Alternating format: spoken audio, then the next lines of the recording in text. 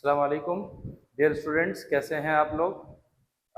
आज हम सोशियोलॉजी का फर्स्ट लेसन स्टार्ट करने जा रहे हैं और ये लेसन सोशियोलॉजी क्लास 12th के लिए बहुत ही इम्पॉर्टेंट है। अंडरस्टैंडिंग क्रिएट करने के लिए बहुत इम्पॉर्टेंट है, कॉन्सेप्ट क्लैरिफिकेशन के लिए बहुत इम्पॉर्टेंट है और ये जानना बहुत इम्पॉर्टेंट है कि मैं इस लेक्चर को क्यों प्रोवाइड कर रहा हूँ।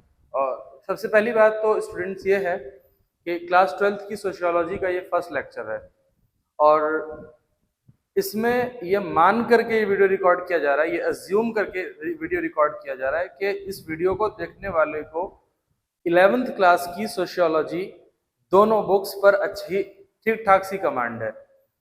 जब तक उस पर एक अच्छा कमांड नहीं होगा, एक अच्छा ग्रैब ऑफ नॉलेज नहीं होगा, तब तक ये वीडियो आपको शायद समझ में ना आए। और उसको जहन में रखते हुए ये वाला वीडियो देखने की जरूरत है, तब जाकर के एक एक खाका तैयार होगा माइंड में कि ये क्या चीज है एग्जैक्टली। साथ ही साथ ये जानना भी बहुत जरूरी है कि ये जो लेक्चर है ये जिस चैप्टर में आता है, चैप्टर का नाम है इंट्रोड्यूसिंग इंडियन सोसाइटी। तो ये इंट्रोड्यूसिंग इंडियन सोसाइटी ये बहुत सारे स्टूडेंट्स के सिलेबस में नहीं है और खास करके सीबीएसई, हालांकि ये सीबीएसई बोर्ड के अंडर ही आता है। इंडिया में जहाँ जहाँ कहीं भी ये बोर्ड होता होगा वहाँ वहाँ बहुत पॉसिबल है कि ये सिलेबस में ही नहीं है, लेकिन मैंने फिर भी इसको इसलिए रखा है बिकॉज पूरी बुक को समझने के लिए, पूरी बुक के एक एक कंटेंट को समझने के लिए इस चैप्टर की इंपॉर्टेंस बहुत ज़्यादा है। मेरे पास कुछ स्टूडेंट्स ऐसे बताते हैं कि सर पूरी बुक रीड कर लिया 12th क्लास की और मतलब सेकंड चैप्टर से स्टार्ट करके 9th चैप्टर तक पूरा पढ़ लिया, एक एक वर्ड पढ़ लिया, एक एक टर्म पढ़ लिया, नोट्स भी पढ़ लिया, लेकिन समझ में नहीं आया और स्कूल में भी कुछ नहीं समझ में आया, कोचिंग में भी कुछ नहीं समझ में आया। कैसे आएगा जब फर्स्ट लेसन ही नहीं पढ़ रहे? तो एक स्टूडेंट जिसको सोशियोलॉजी वाकई में समझना है, बल्कि मैं समझता हूँ कि ये उसूल हर सब्जेक्ट के लिए है। अगर वाकई में आपको कोई सब्जेक्ट सीखना है, जानना है, समझना है, तो आपको इस बात का ख्याल रखना पड़ेगा कि आप ये सोच के नहीं पढ़ना चाहिए आपको कि कौन सा सिलेबस में आ रहा है, कौन सा नहीं आ रहा है। पहले आपको क्लैरिफिकेशन ऑफ कॉन्सेप्ट के लिए चाहे कोई भी चैप्टर पढ़ना पड़े, चाहे बुक सिलेबस के बाहर की बुक पढ़नी पड़ जाए, लेकिन you have to clear your concept first. तब जाकर के आप एग्जाम की सही प्रिपरेशन कर पाएंगे और अच्छे मार्क्स हासिल कर पाएंगे और एक अच्छा कमांड एक सब्जेक्ट में हासिल कर पाएंगे। ठीक है ना? तो इस चीज को जो सामने आपको बोर्ड पे नजर आ रहा है, इसको काफी अच्छी तरीके से समझने की आपको जो है जरूरत है।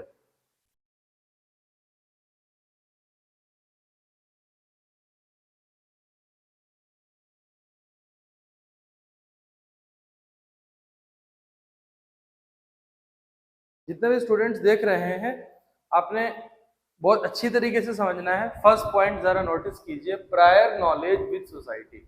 एक्चुअली में चैप्टर का नाम मुझे पहले समझाना चाहिए था, मुझे first introducing Indian society. Indian society ये पढ़ना है हमें। इस पूरी बुक के अंदर इंडियन सोसाइटी के ऊपर थोड़ा सा एम्फसाइज किया गया, फोकस किया गया। यानी इंडियन सोसाइटी अपने आप में खुद एक साइंस है, अपने आप में खुद ये एक स्किल है, ये जानना कि इंडियन सोसाइटी में क्या होता है, कैसे होता है, कब होता है, कहाँ होता है, किस तरह के लोग रहते हैं, वो क्या खाते हैं, वो क्या पहनते हैं, वो कब क्या बोलते हैं, किस लैंग्वेज में बात करते हैं, एक लैंग्वेज की कितनी बोलियां होती हैं। इंडियन सोसाइटी को समझना पहली बात तो एक बहुत मुश्किल काम है, और जब समझ लिया तो उससे फिर बहुत सारी चीजें क्लियर होती चली जाती हैं। इंडियन सोसाइटी अपने आप में बहुत ज्यादा एक अपने आप में एक बहुत वास्ट फील्ड है, जिसको क्लियर करना, जिसको समझना बहुत इंपॉर्टेंट चीज भी है और बहुत मैं समझता हूँ कि एक डिफिकल्ट टास्क भी है। लेकिन अगर अगर इसको और इसको खुला रख करके देखेंगे, समझेंगे, तो इंडियन सोसाइटी बहुत आसानी से समझ में आ जाएगी। लेकिन अगर इंडियन सोसाइटी में थोड़ी सी भी प्री कंसीव्ड नोशंस का इस्तेमाल किया, पहले से ही अपने दिमाग के कुछ कॉन्सेप्ट्स का इस्तेमाल किया, तो इंडियन सोसाइटी समझने में बड़ी दिक्कत आ सकती है। वही अभी हम इस चैप्टर में पढ़ने जा रहे हैं। देखिए, फर्स्ट पॉइंट क्लियरली समझते हैं कि किसी भी सोसाइटी की जब आपके पास नॉलेज पहले से होती है, किसी भी सोसाइटी के बारे में आपको जब पहले से पता होता है, फॉर एग्जाम्पल इस वक्त मैं बिहार में हूँ, बिहार के बारे में जो कुछ भी मुझे पहले पता था, इस वजह से मैं बिहार में ढल पाया, अडेप्ट हो पाया। मिसाल के तौर पर बिहार के अंदर किस तरह की लैंग्वेज बोली जाती है, बिहार के अंदर किस तरह का खान पान होता है, बिहार के लोग किस तरह के कपड़े पहनते हैं, एक दूसरे से उनके रिलेशंस कैसे होते हैं, फैमिली में किस तरह से रिलेशंस क्रिएट होते हैं, वो सारी की सारी चीज बिहार की जब मुझे पता होगी तो मैं बिहार की सोसाइटी के साथ जल्दी अडेप्ट कर पाऊंगा, यानी मेरी अडेप्टेशन थोड़ी सी फास्ट होगी एज कंपैरिजन टू वो वाली सोसाइटी जिसके बारे में मुझे कुछ भी नहीं पता है। तो जब किसी भी सोसाइटी के बारे में मेरे पास प्रायर नॉलेज होगी तो उसके उसके दो पॉइंट्स निकल करके आते हैं। मिसाल के तौर पर आपको एक इंसान से मिलने के लिए जाना है, पहले इसको समझते हैं। उस इंसान के बारे में आपको पता है कि उसको किस बात पर गुस्सा आता है, वो किस बात पर खुश होता है, वो कैसे मिलता है, कैसे बात करता है, किन बात पर भड़क उठता है, क्या खाता है, कैसे खाता है, कितना खाता है। जब आपको ये सारी चीजें पता है तो उस इंसान के साथ डील करना आपके लिए कोई बड़ा मसला नहीं होगा। You can deal with that person very easily, so easily. लेकिन जब पता ही नहीं है तो और जब पता है तो उसका भी नुकसान होता है, वही मैं समझाना चाह रहा हूँ आपको। जब किसी सोसाइटी के बारे में प्रायर नॉलेज होती है तो एक पॉजिटिव एस्पेक्ट ये निकलता है कि उस सोसाइटी को जानना और उस सोसाइटी में अडेप्ट होना मेरे लिए इजी हो जाता है। फॉर एग्जाम्पल, मुझे जैसे मैंने कहा कि उस आदमी के साथ जिसके बारे में मुझे क्वालिटीज पता है, उसके बारे में, उसकी आदतें, उसकी हैबिट्स के बारे में मेरे पास इंफॉर्मेशन है, तो मैं उसके साथ बहुत आसानी के साथ अडेप्ट कर जाऊंगा। लेकिन अगर नहीं है तो प्रॉब्लम आएगी। इसका एक फायदा तो ये है कि हम आराम से इजीली अडेप्ट कर पाते हैं, और एक नुकसान क्या है कि हमारे पास बहुत सारी ऐसी इंफॉर्मेशन होती हैं जिसका इस्तेमाल हमें नहीं करना चाहिए, और बहुत सारी ऐसी इंफॉर्मेशन होती हैं जो कि एक प्री कंसीव्ड नोशंस के तौर पर काम कर रही होती है। बहुत सारी ऐसी देखने को मिलेगा कि वो प्री कंसीव्ड नोशन बन जाती हैं, माइंड में सेट हो जाती हैं। फॉर एन इंस्टेंस, मुझे अगर पता चल गया कि बिहार के अंदर बहुत ज्यादा चावल खाते हैं यहाँ आने से पहले, तो अब आए यहाँ और देखा कि लोग बाकी स्टेट्स की तरह रोटी भी खाते हैं, चावल भी खाते हैं, तो ऐसा तो नहीं कि बिहार के अंदर सिर्फ चावल चावल चावल ही खाया जाता है। तो अगर मुझे ये पता था और ऐसा नहीं हुआ तो अडेप्ट करने में भी प्रॉब्लम आएगी और उस सोसाइटी को भी समझने में प्रॉब्लम आएगी। ठीक है ना? तो कई बार पता होना अच्छा नहीं है और ना पता होना ज्यादा अच्छा होता है। ये वही यहाँ पे वही वाली बात है। इसको कह लीजिए कि not knowing sometimes is better than knowing. तो यह यहाँ पर वही सिंपल सी बात है कि कई बार हमें अपनी चीजों को अनलर्न करना पड़ता है। मिसाल के तौर पर आपको अगर किसी टीचर ने पढ़ाया हो कि जहां जहां पर AEIOU आता है वहां पर हम आर्टिकल में एन लगाएंगे, तो अब स्टूडेंट कहेगा कि ओनेस्ट में जो है हम एन क्यों लगा रहे हैं, जबकि एच तो एक कॉन्सोनेंट है, एच तो कोई वोवेल नहीं है। तो वहां पर हमें कोई दलील देनी पड़ जाती है। कोई भी टीचर अगर उसको इस तरह पढ़ाएगा तो वो ये कहेगा कि क्योंकि ओनेस्ट में एच जो है ना वो साइलेंट है और एच के बाद ओ की साउंड है। बट अगर इसी कॉन्सेप्ट को ऐसे पढ़ाया जाएगा कि वोवेलिक साउंड जहां पर भी होगी वहां पर एन लगेगा, बहुत आसान होगा और बच्चे को अनलर्न नहीं करना पड़ेगा कोई भी चीज। लेकिन फर्स्ट वाला जो मेथड है उसमें पहले उसको अपना जो पहले पढ़ाया गया है वो अनलर्न करना पड़ेगा और नए कॉन्सेप्ट्स लर्न करने पड़ेंगे। इसमें एक बड़ा नुकसान ये है। तो इंडियन सोसाइटी के बारे में अगर हमें कुछ ऐसी चीजें मालूम है जो कि रियल नहीं है, जो कि ट्रू नहीं है, जो कि ट्रूथ बेस्ड नहीं है, फिर हमें प्रॉब्लम आ जाती है। हमें पहले अनलर्न करना पड़ता है, फिर हम न्यू कॉन्सेप्ट ग्रैस्प करके लर्न करते हैं। ठीक है? Like a geographical map, one can locate him और herself on sociological map. बहुत सिंपल सी बात है। जैसे कि हम एक मैप देखते हैं, पॉलिटिकल मैप होता है, फिजिकल मैप होता है, उस मैप में हम आसानी के साथ ये कह सकते हैं कि मैं इस जगह हूं, या मैं जिस स्टेट में हूं वो स्टेट इस जगह है, मैं जिस सिटी में हूं वो सिटी इस जगह है, या मैं जिस कंट्री में हूं वो कंट्री इस जगह है। इसी तरीके से जब हम अपनी सोसाइटी को जान लेते हैं, जब अपनी सोसाइटी को परख लेते हैं, पहचान लेते हैं, उससे फेमिलियरिटी हमारे अंदर आ जाती है, तो उस सोसाइटी के अंदर अपने आप को हम लोकेट करने लग जाते हैं। मिसाल के तौर पर मैं अगर ये कहूं कि एक सोसाइटी इंडिया में ऐसी है जो कि किसी के डेथ होने पर सेलिब्रेट करते हैं, तो अब अगर उस सोसाइटी का कोई स्टूडेंट मेरे क्लास के अंदर बैठा हुआ होगा तो वो सबसे पहले अपने आप को उस सोसाइटी के अंदर लोकेट करेगा, कहेगा कि मैं तो ऐसी ही सोसाइटी का पार्ट हूं जहां लोगों की डेथ होने पर सेलिब्रेट किया जाता है। वो मुक्ति का कॉन्सेप्ट है, जहां उनको लगता है कि इस दुनिया से मुक्ति मिल गई है और मुक्ति से बड़ी खुशी कुछ नहीं होती। तो वो इसको दूसरे नजरिए से देखते हैं, डेथ को वो एक दूसरे नजरिए से देखते हैं कि इस world of problems, world of evil, world of all bad deeds, इससे निकल करके इंसान एक अच्छी दुनिया में गया है, मुक्ति मिली है। तो इसको दैट्स व्हाई दे सेलिब्रेट, उनका लॉजिक सेलिब्रेट करने का ये होता है। तो अगर क्लास में कोई ऐसा स्टूडेंट बैठा है जो कि सोसाइटी से बिलोंग करता है, तो वो अपने आप को ऐसी ही सोसाइटी में लोकेट करेगा। फर्स्ट क्लिक उसके माइंड में जो होगा वो यही होगा कि सर जिस सोसाइटी के बारे में कह रहे हो तो मेरी सोसाइटी है। यानी कि ये जो लोकेशन वाली बात है, अपने आप को लोकेट करने की सोशियोलॉजिकल मैप पे, वो यही है। या मैं किसी क्लास में बैठा हूं और मेरे टीचर क्लास में ये कह रहे हो, या कहीं पर भी ये बात हो रही हो कि एक सोसाइटी है, एक कम्युनिटी है जो साल में 2 बार ईद की नमाज पढ़ती है, तो मैं अपने आप को उसी सोसाइटी में लोकेट करूंगा कि मैं एक ऐसी ही सोसाइटी से आता हूं जहां साल में 2 बार ईद होती है और ईद की नमाज पढ़ी जाती है।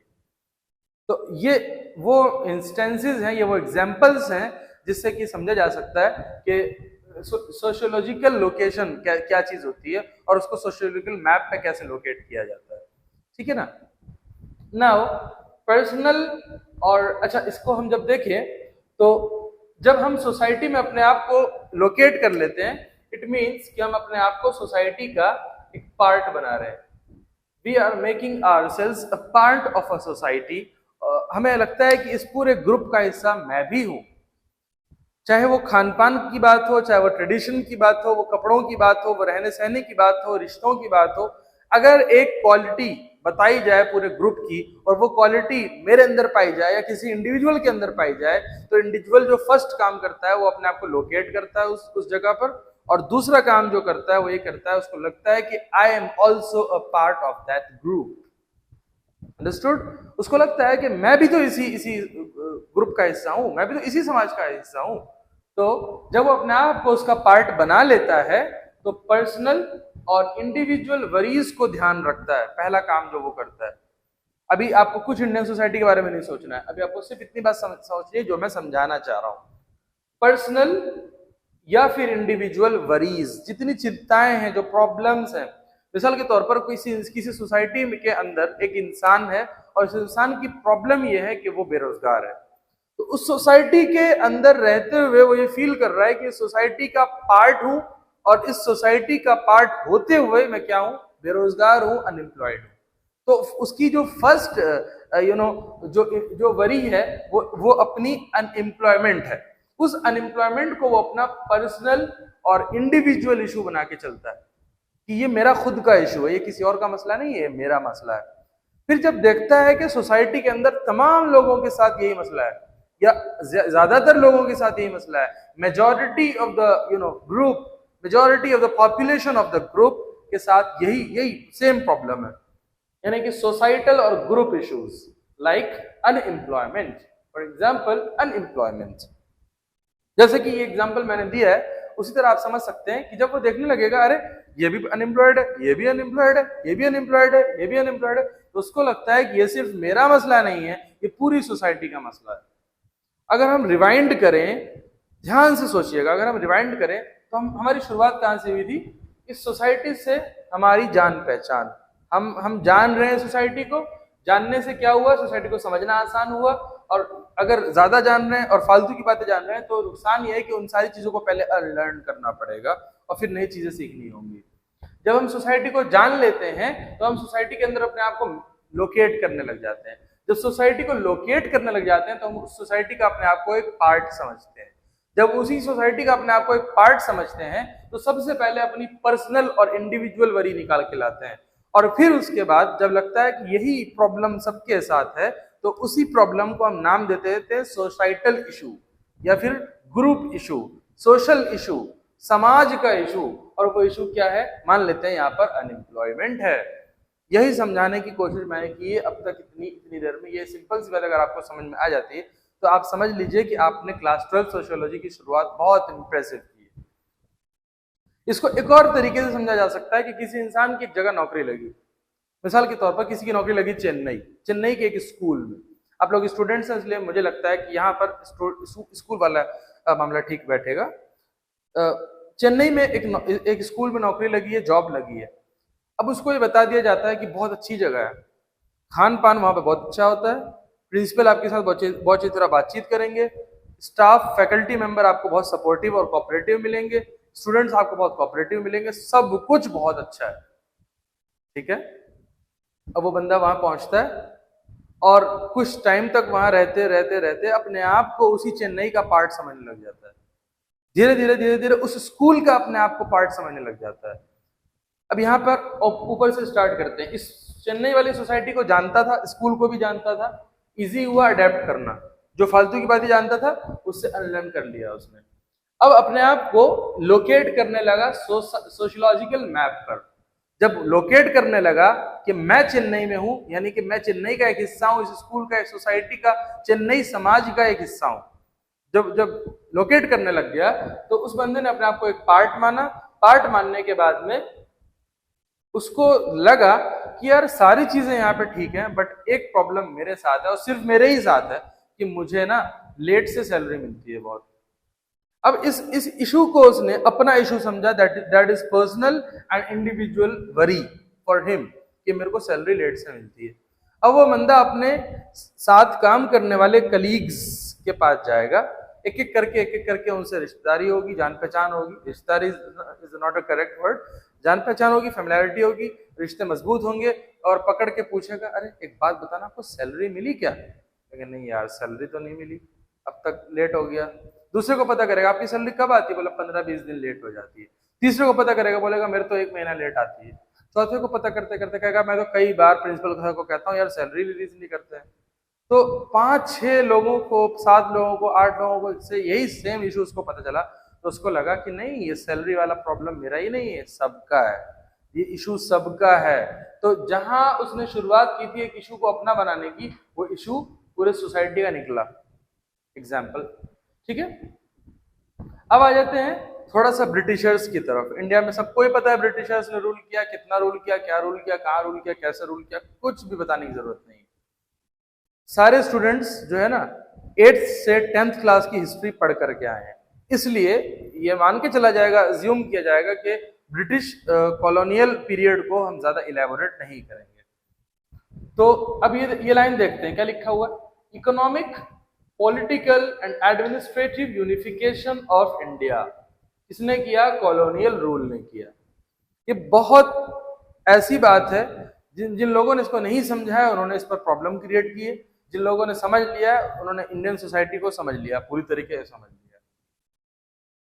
अब ये जानना जरूर, हम लोग अक्सर ये कहते रहते हैं कि ब्रिटिशर्स ने ये वाली पॉलिसी अपनाई है। ब्रिटिशर्स हमेशा से डिवाइड एंड रूल करते आए थे, ठीक है, हम काम मना कर रहे हैं, लेकिन ये विद इन द कम्युनिटी था, ये रिलीजियस बेसिस पर था। बल्कि गवर्नर जनरल ने तो ये भी कहा है कि हम तब तक इंडिया पर रूल ही नहीं कर सकते थे जब तक कि हम डिवाइड एंड रूल ना करें, लोगों को तोड़ें, धर्म के नाम पर लड़वाएं, उनकी भावनाओं के साथ खेलें, एक को दूसरे से, दूसरे को तीसरे से लड़वाते रहें, ये इसी में उलझे रहें और हम इनकी कंट्री को लूट लें। ये रियलिटी है। बट अदर देन दिस, इसी का दूसरा पहलू भी आपको देखना पड़ेगा। जब तक कि वो पूरे इंडियन पॉपुलेशन को की इकोनॉमिक सिस्टम को यूनिफाई ना कर दें, मेरे वर्ड्स को गौर कीजिएगा, जब तक कि वो पूरे इंडिया में रहने वाले सभी लोगों की जो काम कर सकते हैं, वर्क फोर्स की इकोनॉमिक कंडीशन को, इकोनॉमिक सिनेरियो को यूनिफाई ना कर दें, एक ना कर दें, तब तक आप कैसे कह सकते हैं कि वो हमारे यहाँ बिजनेस कर सकते थे? कितना सारा ऐसा सामान था जो ब्रिटिशर्स इंडिया ही में बेचते थे। तो जब तक कि वो यूनिफाई नहीं करेंगे, एक नहीं करेंगे पूरी बाजार को, तब तक वो कैसे बेच सकते थे? यानी कि पहला काम जो ब्रिटिशर्स ने कॉलोनियल रूल में किया वो ये किया कि उन्होंने इकोनॉमिक यूनिफिकेशन क्रिएट किया, पॉलिटिकल यूनिफिकेशन क्रिएट किया, लोगों को अवेयर कर दिया कि ऐसा ऐसा हो रहा है। लोग अवेयर उन्होंने अनजाने में किया, अनइंटेंशनली किया। जब लोगों को किसी भी तरीके से आपने एक प्लेटफॉर्म पर जमा कर दिया है तो कभी ना कभी आप जो जुल्म कर रहे हैं उसके बारे में लोग जानेंगे ही जानेंगे। जब इकोनॉमिक यूनिफिकेशन हो चुका है तो पॉलिटिकल यूनिफिकेशन अपने आप होगा और झक मार के होगा, हर हाल में होगा। कैसे होगा? आपने सोसाइटी को एक कर दिया, कैसे? बाजार में, बाजार एक हो गई, सब लोग एक साथ हैं एक ही बाजार के अंदर, उनकी एक दूसरे से बातचीत होगी, कन्वर्सेशन होगी, डायलॉग होगा, इंटरेक्शन होगा, पता चलेगा समाज में क्या क्या प्रॉब्लम्स हैं, उन प्रॉब्लम्स को सॉल्व करने की कोशिश करेंगे। पॉलिटिकल अप्रोच आया कि नहीं आया? बिल्कुल सिंपल सी बात है। तो जहां इकोनॉमिक यूनिफिकेशन होगा वहां पॉलिटिकल यूनिफिकेशन से आप कैसे बच सकते हैं? Then administrative unification. अब इन लोगों ने एक ही सिस्टम के तहत पूरे इंडिया पर रूल किया, अलग अलग सिस्टम तो नहीं था। तो जब एक सिंगल सिस्टम से पूरी कंट्री पर आप रूल कर रहे हैं और इकोनॉमिक यूनिफिकेशन जानते हुए कर रहे हैं, पॉलिटिकल यूनिफिकेशन अनजाने में कर रहे हैं, तो भाई साहब आप एडमिनिस्ट्रेटिव यूनिफिकेशन से कैसे बच गए? आपको एडमिनिस्ट्रेटिव यूनिफिकेशन से कोई नहीं बचा सकता। बहुत सादी सिंपल सी बात, यानी अब इंटेंशनली हो या अनइंटेंशनली हो, हम इसके चक्कर में नहीं पड़ते। इकोनॉमिक, पॉलिटिकल, एडमिनिस्ट्रेटिव यूनिफिकेशन पूरी कंट्री का हो गया है। कहां हो गया है? कॉलोनियल रूल के होते हुए हो गया, ब्रिटिश गवर्नमेंट के होते हुए हो गया। ठीक है, अच्छा जी। अब कॉलोनियल रूल में जब ये सब हो गया तो स्टार्ट हुआ कॉलोनियल एक्सप्लॉइटेशन। कॉलोनियल गवर्नमेंट ने, यानी कि ब्रिटिश गवर्नमेंट ने सोसाइटी का एक्सप्लॉइटेशन करना स्टार्ट किया और यहीं से स्टार्ट किया। यानी इंडियन सामान जो 50 रुपए में बिकना चाहिए वो 20 रुपए में बिकने लगा, एक्सप्लॉइटेशन है। इसी तरीके से उनकी कोई पार्टी ना बनने देना, पार्टी बनने पर बैन होना, पॉलिटिकल एक्सप्लॉइटेशन है। जबरदस्ती के कानून लाना, कानून को जबरदस्ती मनवाना, पॉलिटिकल एक्सप्लॉइटेशन है। एडमिनिस्ट्रेटिव, जुल्म करना, लोगों की जगह जमा ना होने देना, लोगों पर जबरदस्ती एक, यानी कि ये कह लीजिए कि अत्याचार करना, ये सारा ऑपरेशन, ये एडमिनिस्ट्रेटिव क्या है? एक्सप्लॉइटेशन है। ये एक्सप्लॉइटेशन हो रहा है तो जाहिर सी बात है डोमिनेशन भी होगा। मैंने यहाँ पे थोड़ा सा शॉर्ट में लिखा है डोमिनेशन, वर्चस्व, प्रभुत्व। ये प्रभुत्व इन्होंने कायम किया पूरे मार्केट के अंदर, पूरे भारत के अंदर। जब देखिएगा सोशियोलॉजी के सेंस में एक्सप्लॉइटेशन और डोमिनेशन कोई अलग चीज नहीं है। जब आप डोमिनेट करेंगे तो बहुत पॉसिबल है, कॉलोनियल रूल की मैं बात कर रहा हूँ, बहुत पॉसिबल है, बल्कि बिल्कुल 100% पॉसिबल है कि वहां पर एक्सप्लॉइटेशन होगा ही होगा। डोमिनेट करना क्यों है? विदाउट डेमोक्रेसी आपको डोमिनेट करना क्यों है? And when you are dominating you are exploiting, simple सी बात है ना? तो colonial exploitation and domination scared Indian society. Indian society की हालत खराब हुई, इंडियन सोसाइटी को डिस्ट्रॉय किया, डैमेज किया, और वो किसने किया? कॉलोनियल रूल ने किया। लेकिन कहानी में ट्विस्ट बाकी है मेरे दोस्त। But colonialism gave birth to its own enemy and that is nationalism. जब लोगों को जमा करेंगे और इकोनॉमिक जमा करेंगे, पॉलिटिकली जमा करेंगे, एडमिनिस्ट्रेटिव बेस पर जमा करेंगे, सोशियोलॉजिकल बेस पर जमा करेंगे, तो मेरे भाई आप अपने ही पैर पर कुल्हाड़ी मार रहे हैं। लोग जमा होंगे तो आपके खिलाफ प्लानिंग करेंगे, लोग आपको हटाने की तैयारियां करेंगे, आपसे आजादी की तैयारियां करेंगे, और उस पूरे आजादी की वजह देश होगी, देश को बचाना। और उस देश को बचाने को नेशनलिज्म कहते हैं। एक पर्टिकुलर आइडियोलॉजी के तहत देश को बचाना, दैट इज नेशनलिज्म। मैं इसके बाहर नेशनलिज्म को कुछ नहीं समझता हूँ। नेशनलिज्म यही है बस, नथिंग मोर देन दैट, मेरी समझ के हिसाब से। Therefore, historically, Indian nationalism took its shape under Britishers. यहाँ से प्रूव ये हुआ कि इंडियन नेशनलिज्म, ये कोई मुश्किल काम नहीं है, 10th क्लास की हिस्ट्री में सब लोगों ने पढ़ लिया। इंडियन नेशनलिज्म, ये पॉइंट 10th क्लास के I think second chapter nationalism in India, वहां भी प्रूव्ड है।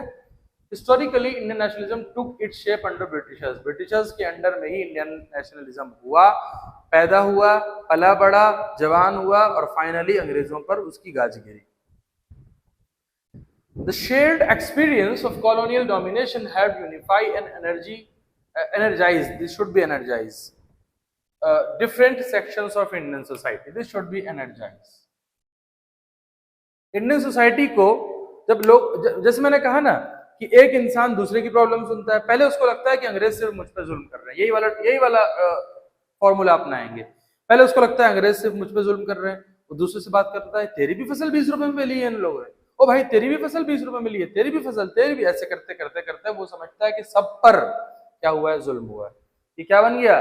सोशियोलॉजिकल मैप पर उसने अपने आप को लोकेट किया, और सब्सिक्वेंटली उसने ये समझा कि ये ग्रुप इशू है। और ग्रुप इशू जब बन जाता है, अब यहाँ आ जाइए, लोग एक दूसरे से अपने अपने एक्सपीरियंस शेयर करेंगे। जब एक्सपीरियंस शेयर करेंगे तो क्या होगा? एक्सपीरियंस शेयर करेंगे, कॉमन प्रॉब्लम समझ में आएगी। कॉमन प्रॉब्लम समझ आएगी, लोगों को लगेगा सब एक जगह जमा हो जाओ, क्योंकि सबकी प्रॉब्लम तो एक ही है ना, जब सबकी प्रॉब्लम एक है तो उससे बचने के लिए, उससे उससे अपने आप को आजाद करने के लिए क्या हम एक नहीं हो सकते? लोग यूनिफाई हुए and energise different sections of Indian society, और सबके अंदर एक एनर्जी भर गई कि हम एक रिवाइवल ला सकते हैं, हम सोसाइटी को के अंदर एक चेंज ला सकते हैं, एक रिवॉल्यूशन ला सकते हैं। And finally colonialism, okay, there is a minor mistake in spelling, लिखते हुए पता ही नहीं चला कब ये हुआ, colonialism created new classes and communities which came to play significant roles in the subsequent history, और न चाहते हुए भारतीय समाज के कई हिस्से होते चले गए। कॉलोनियलिज्म की वजह से न्यू क्लासेस बनने लगी, एक ही धर्म के लोग आपस में बंटने लगे, अलग अलग पार्ट्स होने लगे, कम्युनिटीज बनने लगी, जिसकी वजह से उन सारी कम्युनिटीज ने आजाद ये भारतीय इतिहास में, इंडियन हिस्ट्री में अपने अपने सिग्निफिकेंट एंड सबसिक्वेंट रोल अदा किए। ठीक है, मैं समझता हूं कि आज के लेक्चर के लिए आज इस चैप्टर को इतना ही समझना काफी है। इसके बाद आप जो है ट्राई कीजिएगा कि इसी को डाइजेस्ट करें, और मैं पर्सनली रिकमेंड ये करूंगा कि जब इसका सेकंड पार्ट आएगा तो वो डायरेक्टली ना देखें जब तक कि इसको बहुत अच्छी तरीके से डाइजेस्ट ना कर लें। इसलिए मैंने कोशिश ये की है कि पूरी बुनियाद इंडियन सोसाइटी के अंदर जो हुआ उसकी बुनियाद मैंने अभी डाल दी है। अगर इसको अच्छी तरह पढ़ लिया और इसका सेकंड पार्ट बहुत अच्छी तरह से देख लिया, इस चैप्टर में यूज्ड हुए टर्म्स को समझ लिया, आपको इस बुक के अंदर कोई मसला नहीं आएगा, ये मेरी गारंटी है। आपको इस पूरी बुक में कोई प्रॉब्लम नहीं आएगी, कहीं दिक्कत नहीं आएगी, अगर आपने इस चैप्टर के ऊपर मेहनत कर ली तो। और ये सोच के तो बिल्कुल नहीं चलना कि यार ये सिलेबस में नहीं है, आपके पास टाइम है, you can afford to watch the video of the chapter which is not in your syllabus, because it will help you in understanding all the chapters of the same book. So I believe कि ये चीजें आपको समझ में आई होंगी, मैं उम्मीद कर सकता हूँ इतनी बात तो। अब हम जो है अगले लेक्चर में कोशिश ये करेंगे कि इस चैप्टर को कंक्लूड कर दें, इस चैप्टर को फिनिश कर दें, इसलिए लिख दिया है छोटा सा टू बी कंटिन्यू। ठीक है, थैंक यू वेरी मच। फिर और इस चैनल को सब्सक्राइब कर दीजिए, मैंने आज तक नहीं बोला है लेकिन अब बोल रहा हूँ, क्योंकि मुझे लगता है कि लोग जुड़े हुए हैं, व्यूज भी देते हैं, बट सब्सक्राइब नहीं करते हैं। सब्सक्राइब करेंगे तो इसके सेकंड पार्ट कब आ रहा है, उसका थर्ड पार्ट कब आ रहा है, चैप्टर कंप्लीट कब हो रहा है, इंटायर इन्फॉर्मेशन आपको मिल जाएगी। तो इससे फायदा आपका भी होगा और आपके किसी क्लासमेट का, फ्रेंड का भी फायदा हो जाएगा। थैंक यू वेरी मच, फिर मिलते हैं।